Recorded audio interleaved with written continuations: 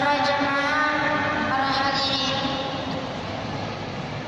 Kalau di antara kita ada orang membaca Al-Quran, maka diamlah mendapat rahmat dengarkan bacaan Al-Quran agar Allah limpahkan barakah kepada kita. Amin. A'udzu billahi minasyaitonir rajim. Bismillahirrahmanirrahim. Ar-Rahman 'allamal Qur'an, khalaqal insan, 'allamahul bayan. Asy-syamsu wal qamaru bihusban, wan najmu wasy-syajaru yasjudan, was-samaa'a rafa'aha wal mizan, alla tatghaw fil mizan, wa aqimul wazna bil qisti wa la tukhsirul mizan, wal arda lil anam, fiha fakihatun wan nakhlu dhatul akmam, wal habbu dhul 'asfi war rayhan. فبأي آلاء ربكما تكذبان. Yang saya hormati bapak-bapak, ibu-ibu, dan yang wabil khusus guru kita al-murabbi Abuya, siapa namanya? Lupa.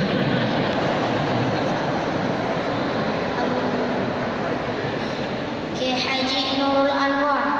Kemarin ingat, sampai hari ini lupa. Ya salah. Para asatidz yang dirahmati Allah Subhanahu wa taala. Alhamdulillah wa syukurillah.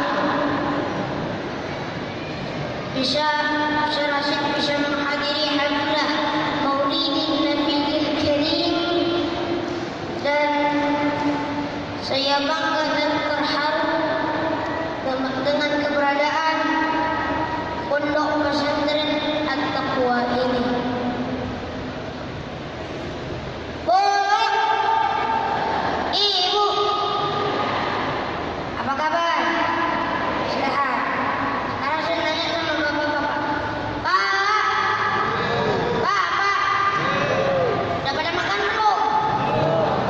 Sebagian bilang belum, sebagian bilang udah. Yang dengan konsiasi Rashid, insya Allah tidak akan pernah lapar 100%.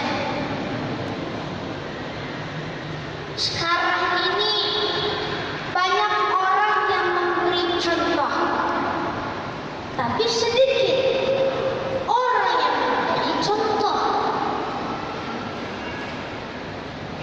Dan kita mengambil contoh perjuangan Rasul. Bagaimana Rasul melaksanakan perjuangan? Apa modal utamanya? Saya sampaikan 3 saja, mudah-mudahan selesai 10 menit. Yang pertama, modal utama Rasulullah adalah akhlakul karim. Memperbaiki akhlak dengan akhlak. 13 tahun Rasul berjuang demi memperbaiki akhlak kepada Allah. Nah, soalnya adalah kepada siapa kita harus berakhlak? Kita ini harus berakhlak kepada 2. Yang pertama, kita harus berakhlak kepada Allah. Ini yang terpenting. 13 tahun Rasul berjuang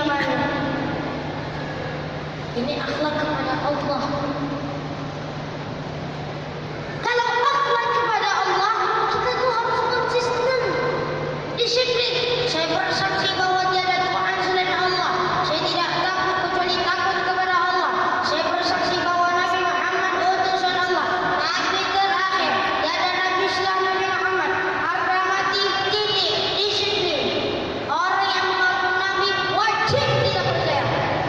Disiplin bu. Sekarang disiplin kita ini lemah. Kita ini kayak anak muda naik sepeda motor ngebut, lampu merah jalan terus, disekat sama polisi. Break. Iya pak. Minggir. Siap. SIM ada pak. STNK ada pak. Tahu kamu lampunya merah? Tahu. Kenapa lewat terus? Saya nggak tahu ada bapak. Disiplin gitu. Tenang bener jangan kayak orang salah gitu. Kita ini melihat banyak sekali orang tak berakhlak kepada Allah. Allah itu Rabbul Jalali wal Ikram, Tuhan yang Maha Esa. Coba kita lihat dalam Pancasila. Satu, ketuhanan yang Maha Esa. Qul Allahu Ahad. Mari kita akui sebagai Allah adalah Tuhan kita. Kalau belakangan ini Pak, saya sering bilang ini Pak, ini humor tapi agak tasawuf. Orang yang paling menang itu tukang parkir. Coba lihat tukang parkir, berpuluh punya banyak mereknya bagus-bagus, tak pernah sombong. Benar ini. Satu persatu mobil pergi udah nggak sedih. Nah, mobil banyak gak sombong, mobil pergi gak sedih. Apa resep utamanya? Ternyata nih kesombongan di sini nih. Tukang parkir tidak merasa memiliki, tapi merasa dititipi. Yang merasa memiliki bersiaplah kehilangan, dan itu menyakitkan. Kalau merasa dititipi harta jabatan semuanya titipan, hiduplah seperti tukang parkir. Pertama, titipan jangan buat kita sombong. Dititipi kok sombong, gak pantas. Misalnya, saya Rasid titip mobil, silakan. Yang punya mobil pergi, saya malah perkataan katanya, gak pantas dititipi kok sombong. Ada orang dititipi oleh Allah jabatan sombong, dititipi sombong. Ada nggak pejabat sombong? Ada. Namanya Fir'aun. Pejabat sombong anak buahnya Fir'aun. Dititipi harta oleh Allah, jadi orang kaya, bangun masjid At-Taqwa, jalan berijak tanah, kuntilanak. Ini pertama, kalau Allah titip harta jangan sombong. Misal jangan kita kayak gini, gak punya fulus, urus. Kalau urus, manfus. Hati-hati. Misalnya kita minta sama Allah, ya Allah tolong kasih saya Toyota Camry ya Allah. Dan Allah bilang, orang gelem ya aku nggak mau kasih Toyota Camry, aku orang gelem gitu. Dah, Allah terima kasih mobil Toyota Camry. Pas Allah di masjid At-Taqwa,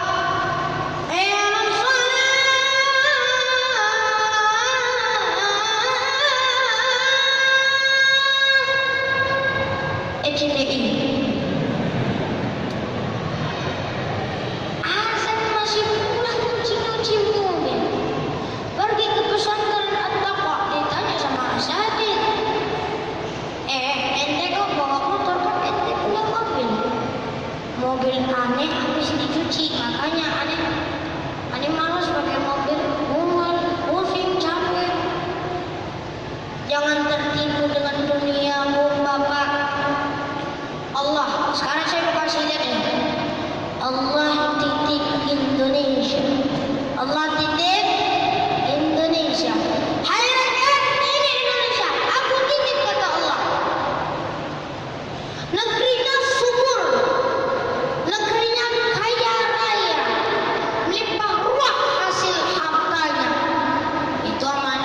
konstitusi. Disalahgunakan, korupsinya banyak karena pejabat kita takut atasan, cuma gak takut Tuhan. Benar itu? Gak takut deh sama Allah. Itu amanat konstitusi. Disalahgunakan, korupsinya merajalela. Yang nitip marah, yang nitip marah. Kalau dia marah, dia suruh makhluk lainnya negur. Siapa? Berarti promo anak Krakatau. Kalau kita rakyat ini demo, Pak, anak buah Pak Kapolres turun. Kalau Merapi demo, siapa yang mengatasi? Kuntilanak, Pocong, Mbak Marijan. Selesai sudah. Mbak Marijan sama Pak Surip sudah kumpul lagi. Itu di alam bangsa itu sudah kumpul. Kata Mbak Marijan, kata Mbak Surip, menang Mbak Marijan, tak gendong. Amin. Sudah. Ibu-ibu, sekarang saya nanya sama ibu, kalau Allah kasih nikmat enak gak, Bu? Enak. Sekarang tukang agar saya tanya nih, kalau Allah kasih nikmat enak gak? Enak pasti. Kita malin aja deh. La in syakartum la azidannakum. Kalau kamu bersyukur, aku akan tambah lagi nikmat yang lebih banyak. Dalam lagu disebutkan, syukuri apa yang ada, hidup adalah anugerah, tetap jalani hidup ini, melakukan yang terbaik. Syukuri apa adanya, Bu, Bapak. Kalau kita dititipi oleh Allah harta, infakkan. Saya pernah punya pengalaman. Saya subuh-subuh bangun, jam 4 saya bangun. Saya pergi ke Masjid Agung An-Nur, salah satu masjid yang terbesar di Pekanbaru. Interiornya kayak gini, cuman agak sedikit beda. Saya pergi, saya sholat sana, saya ngisi ceramah. Setelah saya ceramah, ada bapak-bapak kasih pulus, kasih duit. Nah, orang kan lagi asik-asiknya foto sama saya, Bu.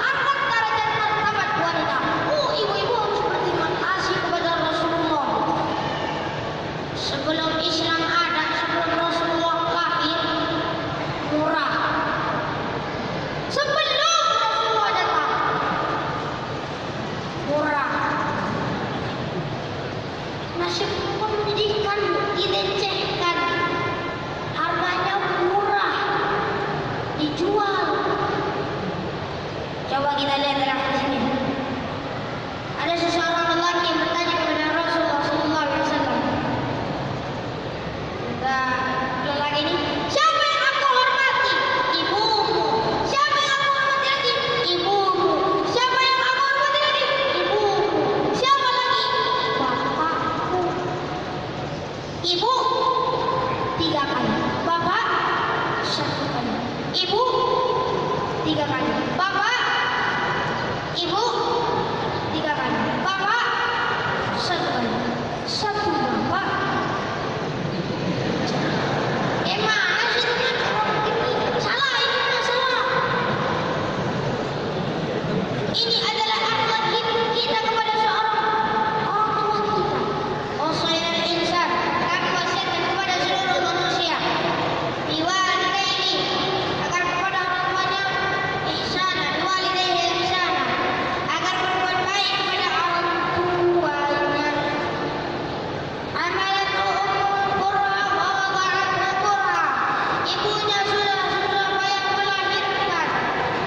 Wa amruhu wa fisaluhu 30 syahra, dan disamping dia dan diajarkan dia akhlak kita kepada seseorang pemimpin. Pertama, Islam itu sangat kuat toleransinya. Lalu dicairkan kemasyarakatan di masjid. Masya Allah, masjid ini pendidikan demokrasi betul. Kalau pernah dengar peraturan begini, buka sandal copot betul, betul itu, betul. Nah, ada pejabat-pejabat kita masuk masjid, lora masuk masjid, buka sepatu lah.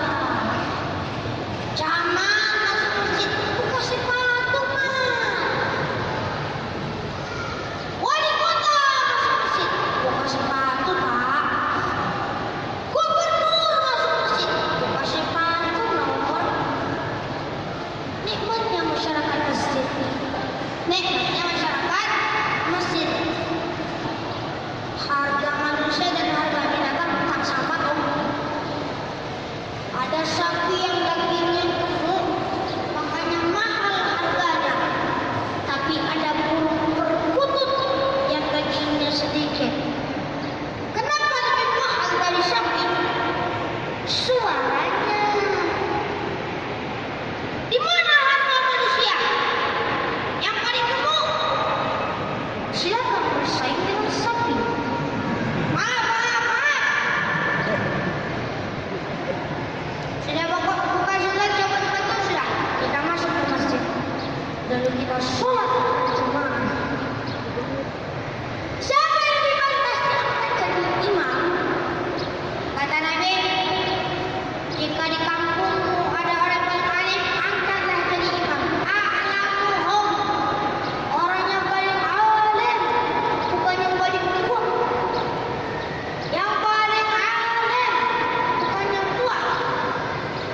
Kalau alimnya sama, ada dua orang di kampungmu alim, kata Nabi, afsahuhum, orang yang paling fasih lidahnya. Misalnya kita sholat nih, kalau kita sholat di kota habis ghairil maghdubi alaihim waladdallin, amin. Habis itu Yasin, bubar sholat. Kalau imam buang angin, apa ada makmum yang begini? Demi kesetiaan saja kepada imam. Imam buang angin,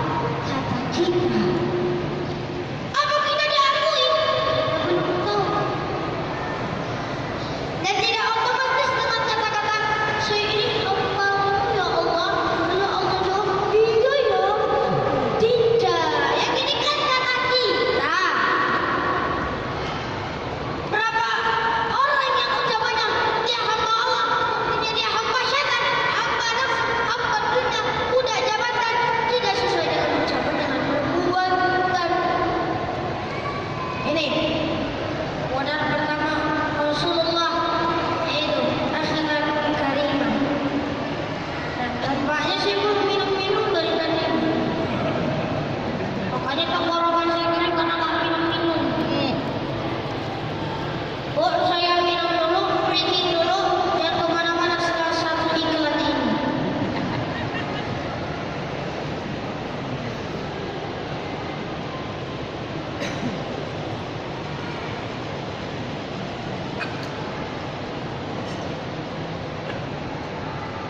Saya dari tadi haus tuh. Karena lupa minum. Yang kedua, apakah akhlak Rasulullah tercantum dalam Al-Quran? Ada.